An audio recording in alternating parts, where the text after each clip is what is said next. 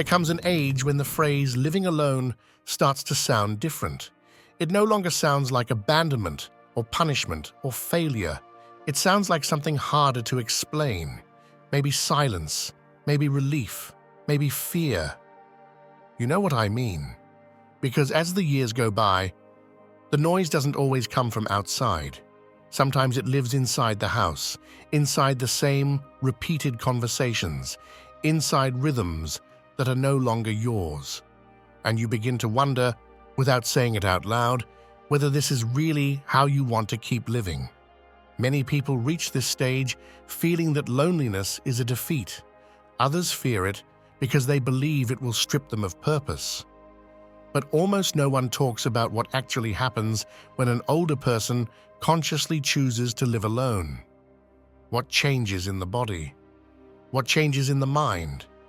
What falls into place and what breaks apart? And above all, what shows up when there are no longer constant witnesses to your daily life? Have you ever asked yourself whether living alone could make you stronger instead of weaker? My name is Gabriel, and this is the Stoic Garden. I live alone, not because of abandonment, not out of resentment, not as an escape. And next, I'm going to show you 10 unexpected benefits of living alone after 60, seen through the sober lens of Stoic philosophy that helped me bring order to my days when everything seemed to fall silent. Not to convince you of anything, not to give you recipes, but so you can ask yourself the right questions from a steadier place than where you might be standing today. 1. Silence that heals the noise. Living alone gives you back something almost no one values until it's completely gone. Real silence. I'm not talking about the awkward silence, the kind that feels heavy and echoes. I'm talking about the silence that doesn't demand answers, doesn't ask for attention, doesn't interrupt you when you're tired. Once you're past 60, the world has already shouted enough. News, family arguments, other people's opinions, imposed schedules. Living alone turns down the overall volume of existence, and that drop is not trivial. It's physiological. The body feels it before the mind does. I didn't notice it right away. At first, the silence felt strange. I'd sit at the table and there was no conversation. I'd lie down and there was no background noise. And then an uncomfortable question showed up. Is this loneliness? Or is it rest? Over time, I understood that the body knows the answer before the head does. I slept better. My breathing slowed down. Without realizing it, I stopped being on guard. The nervous system, that great forgotten thing in old age, began to relax because no one was pushing it all day long. Picture a simple scene. You get home in the afternoon. There's no TV on out of habit, no unresolved arguments, no need to hold up a mood you don't have. You sit down, make something simple, eat without rushing. That space without constant stimulation allows something very concrete. Listening to yourself. Hearing when you're truly tired, when you're genuinely hungry, when something hurts not because of illness, but because of accumulated tension. How long has it been since you listened to yourself without interruptions? Epictetus said that it's not things themselves that disturb us, but the judgments we make about them. Constant noise is one of those things we normalize and judge as inevitable. But when it's gone, when you choose to live alone, a different kind of clarity appears. Not because you suddenly have new answers, but because you stop being overloaded. And that clarity is a form of mental hygiene. It's not mystical, it's order.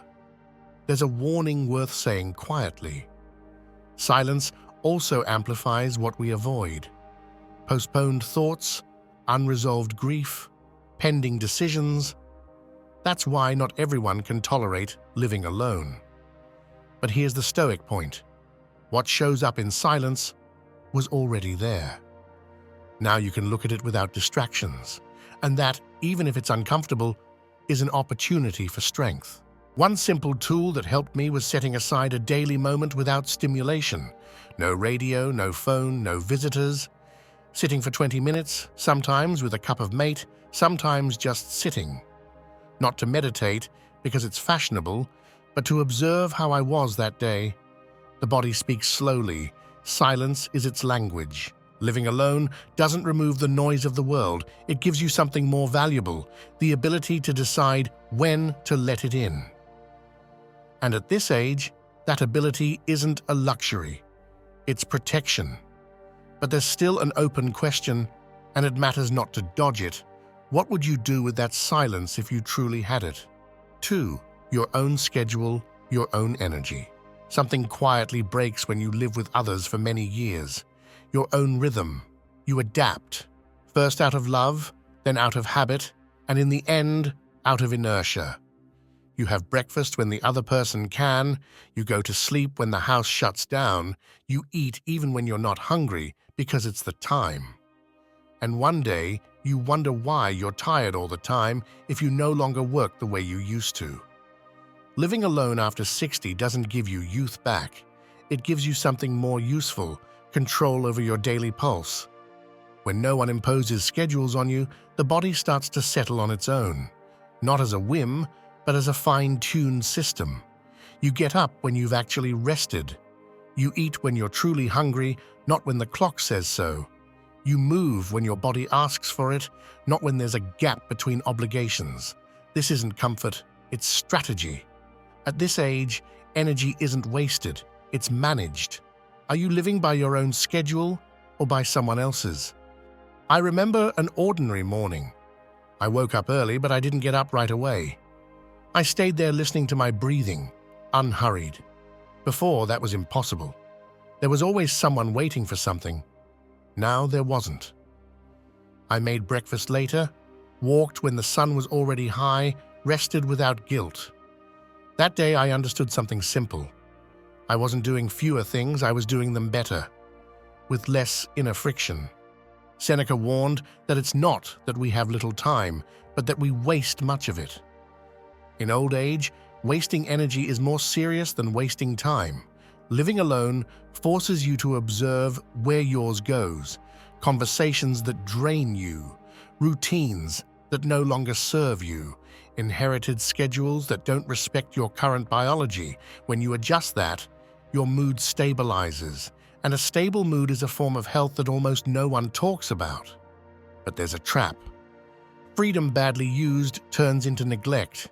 If no one sets schedules, you can fall into disorder, sleeping poorly, eating at any hour, letting days go by without moving. That's why the tool here is concrete. Define 3 daily anchors. An approximate time to get up, 1 for your main meal, 1 for rest. Not rigid, but firm. The body needs predictability to function well. Living alone doesn't mean living without structure. It means building one that supports you, not others. And when that structure appears, something changes inside. You feel less dragged along by the day, more present, more in charge. But there's still an uncomfortable question floating around, and it's better not to close it too quickly. If your energy is draining today, is it because you lack strength or because there's too much disorder? 3. Small decisions that strengthen character. Living alone confronts you with something that seems minor, but isn't. There's no one left to delegate daily life to. No one decides for you what to buy, what to fix, what to throw away, what to leave for tomorrow. And at first, that feels heavy, because you come from many years of sharing decisions, negotiating, giving in. Suddenly, everything comes back into your hands, and a quiet question appears: am I still capable of holding my own life without asking permission? Small decisions don't draw attention. They don't come up in conversation. They aren't celebrated. But they're the ones that train character when there are no great feats left ahead. Choosing to eat better even when no one is watching. Fixing something in the house instead of putting it off. Letting go of objects that no longer represent your present. Each of those actions affirms something internal. I can still take responsibility. I still decide. I still respond. Let me give you a simple scene. A faucet breaks. Before, Maybe someone else handled it, or it turned into a discussion about when to deal with it. Now it's just you in front of the problem. You can ignore it, patch it up, or fix it calmly. It seems insignificant, but it isn't. That choice defines how you stand in front of daily life, whether you shrink or hold your ground. What do you usually do when something small falls out of order? Marcus Aurelius spoke about inner governance, not control over the world, but control over your immediate actions. In old age, that governance is exercised in the concrete, in not lying to yourself, in not playing the victim, in not using age as an excuse to abandon the helm. Living alone makes that governance visible because there are no witnesses left to soften your decisions. There's a necessary warning. If you start avoiding small decisions, you'll soon start feeling small. Constant postponement erodes self-esteem more than any external criticism. That's why the tool here is simple and demanding. Every morning, choose one minimal task you've been avoiding and resolve it before noon. No drama, no reward, just follow through. Living alone doesn't make you stronger by magic, it offers you the training ground. And character at this age isn't built with speeches, but with repeated, quiet acts. But something remains unresolved, and it matters to leave it open.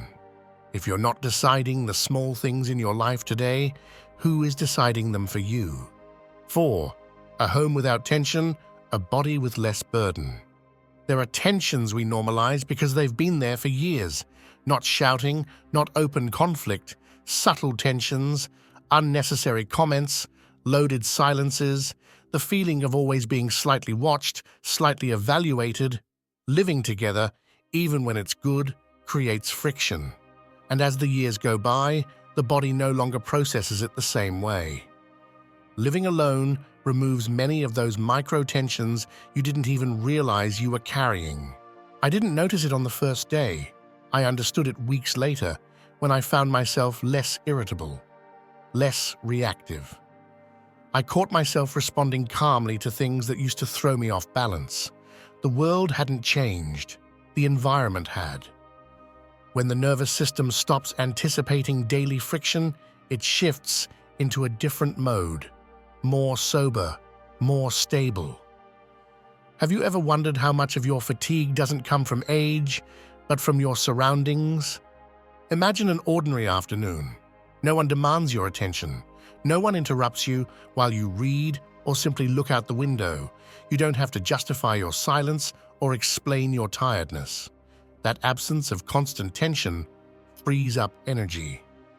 And at this stage of life, that energy is gold, because this isn't about living isolated, but about living without being permanently on the defensive. The Stoics understood this relationship between environment and body very well, not because they ran away from the world, but because they knew how to choose where to expose themselves. Not every form of living together is virtuous. Not every bond adds something. Sometimes strength means reducing fronts, not resisting them all. Living alone can be a legitimate form of emotional hygiene. But pay attention to this. A house without external tension doesn't guarantee inner calm. If you carry unresolved conflicts, they will surface. That's why the tool here isn't escape, but order. Observe how your body reacts during the day. A clenched jaw, tight shoulders, shallow breathing. Every signal is information. Adjust your environment the way you would adjust a posture that causes pain. There's a sentence I learned late and wish I had understood earlier.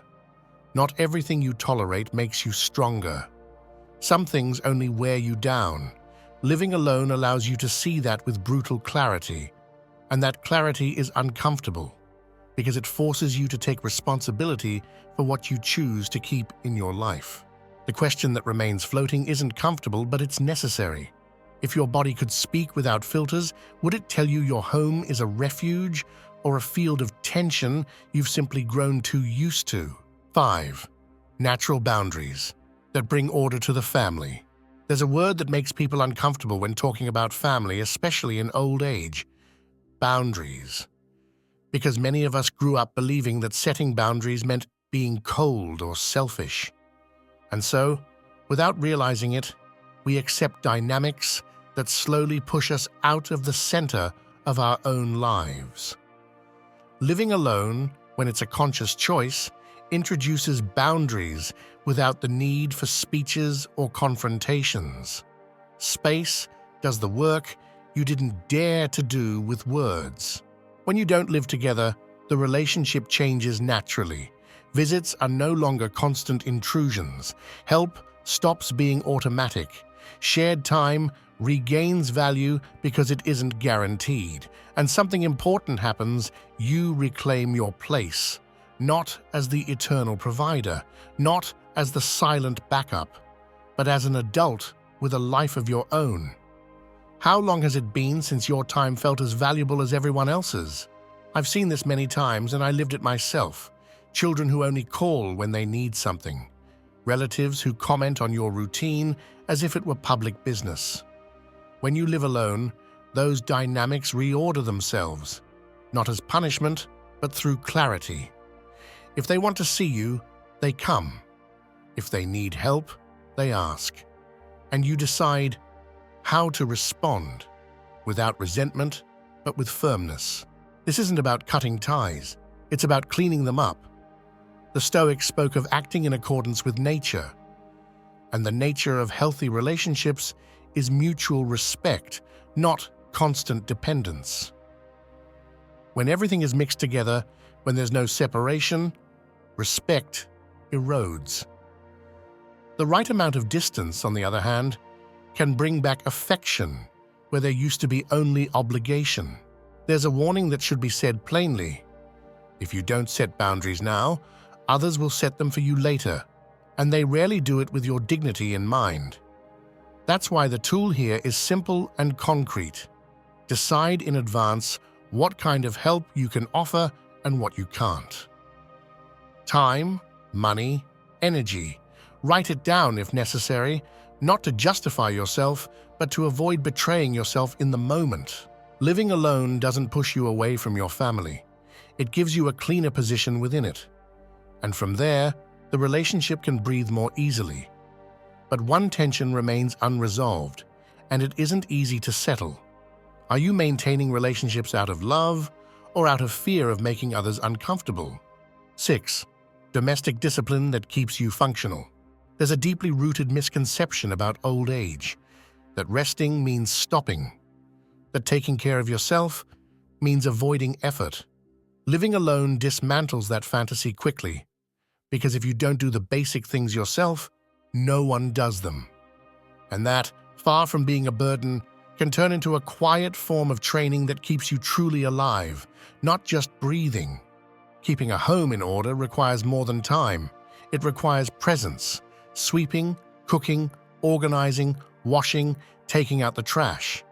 Simple, repeated movements that force the body not to rust and the mind not to drift. This isn't exercise, it's functionality, and functionality after 60 is a direct form of independence. Have you ever wondered what would happen to your body if tomorrow you stopped doing those tasks altogether? I remember a friend, already well into his 70s, who started delegating everything: cleaning, meals, errands. At first, it seemed comfortable. Months later, he walked worse, was clumsier, more faded. It wasn't age, it was lack of use. A body that isn't used steps aside too early. Living alone, if you don't abandon yourself, forces you to keep inhabiting your body with intention. The Stoics didn't speak of discipline as punishment, but as alignment. Doing what needs to be done, even when you don't feel like it. In domestic life, that translates into small, sustained routines, not big plans, small daily acts that say, "I'm still here, I'm still in charge." That consistency builds something deep, self-respect. Now, this needs to be said clearly. Discipline without judgment turns into rigidity. This isn't about cleaning compulsively or demanding from yourself as if you were 40. It's about maintaining what's essential. The tool here is concrete. Choose 3 household tasks you will always do yourself without negotiation. The rest, if you can and want to, can be delegated. But those 3 become your physical and mental anchor. There's a sentence that stayed with me over the years. The body understands actions, not intentions. You can tell yourself you want to be independent, but if you don't sustain your space, your body learns something else. It learns to give up. Living alone gives you the chance to stay functional without speeches. The question that remains open is uncomfortable but honest. Are you using your home as training in dignity or as a slow excuse to let yourself go? 8. Time to rebuild yourself without witnesses. Some work isn't done well with an audience. Changing habits, accepting mistakes, crying what was never cried. Seriously thinking about what to do with the time that's left. Living alone gives you something rare and valuable. A private workshop. A place where you don't have to explain yourself, defend yourself, or hold up a presentable version of who you are. It's just you, with who you are today. For years, we live surrounded by eyes, some loving, others critical, many simply expectant. And without realizing it, you learn to perform, to hide exhaustion, to disguise doubts, to sustain a role. When you live alone, that theater collapses. No one sees you fail on a bad day. No one applauds you on a good one. And in that absence, an uncomfortable question appears. Who are you when there are no witnesses? I remember a period when I had to accept past decisions I wouldn't be able to fix. It wasn't quick or elegant. It was weeks of slow walks, repeated thoughts, long silences. I wouldn't have done that well accompanied, not for lack of love, but because some processes need privacy. Living alone gave me that judgment-free space where I could look at my mistakes without defending myself from anyone. The Stoics spoke of examining oneself at the end of the day, not as punishment, but as adjustment. Living alone makes that examination easier because the day doesn't dissolve into other people's conversations. Life becomes sharper, more direct, and that, even when it hurts, is a form of honesty that strengthens you. But there's a risk that needs to be named clearly. Intimacy can turn into confinement if there's no direction. Thinking without acting becomes rumination. That's why the tool here is concrete. Choose one small habit you want to correct and work only on that. 1. Don't tell anyone, don't announce it. Let the change be visible first to you. There's a sentence I learned late and carried with me ever since. Not every change needs witnesses to be real. Living alone allows you to rebuild yourself without applause, but also without excuses. The tension that remains open is this, and it's worth not dodging it. If you had all the space in the world to change something about yourself, in silence and without eyes on you, would you know where to start? Or would you keep waiting for someone else to notice first? 9. Truer friendships, fewer obligations out of duty. When you live alone, something becomes obvious without much thought. You no longer have to see anyone out of inertia. There are no automatic meetups, no filler conversations kept alive just because you share a roof or a routine. Every relationship passes through a simple, honest filter. Do I want to be with this person, or am I just complying? And at this age, that question brings more order than discomfort. For many years, we maintain relationships out of habit. Former co-workers who are no longer part of our lives, neighbors you talk to without really listening, extended family gatherings where you're present but absent on the inside. Living alone breaks that chain without the need for confrontation. If you want to see someone, you choose them. If you don't invent excuses. Time becomes far too valuable to spend it out of obligation. Let me give you a common scene. The phone rings. On the other end, someone suggests getting together. Before, you might have said yes out of politeness, even if you left feeling tired or empty. Now you pause, you listen to your body, you check your mood, and you decide from there. That small gesture changes the quality of your relationships. Because when you say yes, you're truly there. And when you say no, you respect yourself. Aristotle distinguished between friendships of utility, pleasure, and virtue. You don't need to name them to understand this in old age.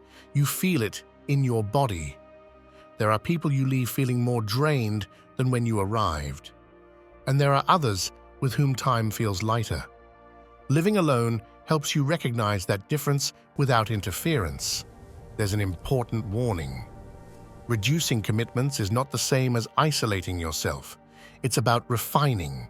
If you cut ties out of fear, you shut yourself in. If you choose with clarity, you grow stronger. The tool here is direct. Make a mental list of the people with whom you feel respected, not entertained. Prioritize those. The rest can remain at a cordial distance without guilt. There's a phrase that becomes obvious with the years: good company doesn't fill time, it dignifies it. Living alone allows you to choose quality over quantity, and that, even if it shrinks the circle, deepens the bonds that remain. The tension that stays open isn't comfortable, but it's honest. If you're still seeing certain people today, is it because they nourish you, or because you haven't given yourself permission to let go without explanations? 10. A 7-day Stoic ritual to become your own best companion. There's a point many people reach without saying it out loud. You can live alone, have your own schedule, well-ordered relationships, and still feel accompanied by the wrong person, yourself. Because the greatest challenge of solitude isn't the absence of others, it's the quality of your inner dialogue. Living alone doesn't guarantee peace, it guarantees intimacy. And intimacy reveals whether you're your own ally or your main source of wear. For years we believe we need external company to be okay. But over time you discover something more uncomfortable. If you don't get along with yourself, no company is enough. Stoicism never spoke of self-love as a soft slogan. It spoke of self-respect, of not abandoning yourself, of not lying to yourself, and that is trained, not in theory, but in daily practice. I want to propose something concrete, demanding, and simple. A 7-day ritual, not to change your life, but to observe how you treat yourself when no one is watching. The first day is about the body. Get up, wash, eat something simple, take a walk even if you don't feel like it. Not for ideal health, but out of basic respect. The second day, order. Tidy one small space in your home, not everything, just one. The third, silence. Spend some time without stimuli and listen to what comes up without correcting it. The fourth, words. Speak to yourself the way you would speak to someone you respect, not like a tired enemy. The fifth, boundaries. Say no to something you know drains you. The sixth, review. Think about what you've been postponing and why. The seventh, decision. Choose one small thing you will hold on to the following week, no matter what. This ritual isn't spiritual or therapeutic. It's practical. It's a way of training a sober inner alliance. Marcus Aurelius wrote to remind himself how to live, not to teach others. Living alone allows you to do the same, without witnesses, without applause, without excuses. There's a scene that repeats often in old age. Night falls, the house is quiet, and you sit with yourself. In that moment, past roles and what you were to others don't matter. What matters is how you accompany yourself now. Whether you demand without cruelty, whether you care for yourself without indulgence, whether you can trust yourself. The sentence that keeps echoing isn't comfortable, but it's honest. Loneliness isn't overcome by seeking company. It's crossed by building character. Living alone can be the ground where you become your own best companion. And the final tension is left open on purpose. If tomorrow there were no one else in your life for a while, would you be good company for yourself, or someone you'd try to escape from? We've reached the end of this journey, and it's worth pausing for a moment. We talked about silence that brings order, about schedules that restore energy, about small decisions that strengthen character, about a home with less tension, about family boundaries that clean up relationships, about domestic discipline that sustains the body.